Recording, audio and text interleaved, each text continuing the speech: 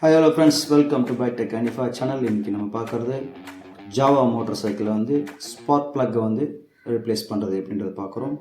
அதில் வந்து சீட்டை ரிமூவ் பண்ணோம். அதுக்காக 2 5ஆம் நம்பர் அலைங்கிய போல்டை வந்து லெஃப்ட் சைடு ரைட் சைடு 2 சைட்லேயும் 5ஆம் நம்பர் அலைங்கி போல்டை வந்து லூஸ் பண்ணி எடுத்துக்கிறோம். அதுக்கு அடுத்து பார்த்திங்கன்னா டேங்க்கில் வர 2 6ஆம் நம்பர் அலைங்கி போல்டை வந்து லூஸ் பண்ணி எடுத்துக்கிறோம். இதில் முக்கியமாக கவனிக்க வேண்டியது ஃபியூல் பம்ப் லைனை வந்து டியூபை ரிலீஸ் பண்ணும்போது பார்த்து கரெக்டாக அதை ரிலீஸ் பண்ணோம், ஏன்னா உடைஞ்சிரும் அந்த நாபை. அதுக்கு அடுத்து கேனிஸ்டர் அதை ரிமூவ் பண்ணணும். அந்த ப்ளக்கு கட்டுறதுக்கு 2 போல்ட்டு 8ஆம் நம்பர் போல்ட்டு வந்து ரிலீஸ் பண்ணணும். ப்ளக்கு அடாப்டரை எடுத்து விட்டுட்டு எஸ்டி காயிலோட போல்ட்டை வந்து எடுத்துகிட்டு லூஸ் பண்ணிட்டோம்னா அந்த எஸ்டி காயிலை லைட்டாக ஷேக் பண்ணிவிட்டு அப்புறம் தான் அந்த ப்ளக்கை வந்து நம்ம கழட்ட முடியும்.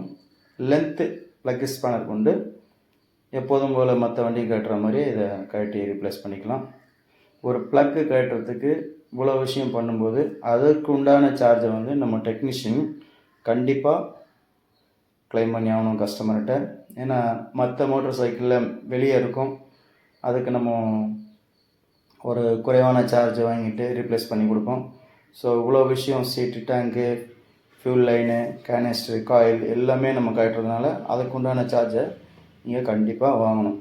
அதுக்காகத்தான் இந்த வீடியோ வந்து உங்களுக்கு போட்டிருக்கேன். இந்த வீடியோ பிடிச்சிருந்தா லைக் பண்ணுங்கள், ஷேர் பண்ணுங்கள், கமெண்ட் பண்ணுங்கள். தொடர்ந்து நம்ம வீடியோவை பாருங்கள். இப்போ நம்ம வந்து புது ப்ளக்கை வந்து ரிப்ளேஸ் பண்ணியாச்சு. நெக்ஸ்ட்டு வந்து கேனிஸ்டர் மாட்டணும். எஸ்டி காயில் லைனை மாட்டிட்டு கேனிஸ்டர் வர ஓஸை வந்து ஃபிக்ஸ் பண்ணிடணும், போக முடியும். ஸோ அதனால் அதுக்கேற்ற லேபர் சார்ஜை வந்து சர்வீஸ் சார்ஜை வந்து நீங்கள் கஸ்டமர்கிட்ட வந்து க்ளைம் பண்ணிவிடுங்க. ப்ளக்கு மாட்டியாச்சு, அடாப்டரையும் ப்ளக் கேப் அடாப்டரையும் சொருவியாச்சு. அதுக்கப்புறம் எஸ்டி காயில் வந்து போல்டு ஃபிட் பண்ணுறோம். 8ஆம் நம்பர் போல்ட்டு ஃபிட் பண்ணிடும். அதுக்கு அடுத்தது பார்த்திங்கன்னா கேனிஸ்டரையும் ஃபிக்ஸ் பண்ணிடுறோம்.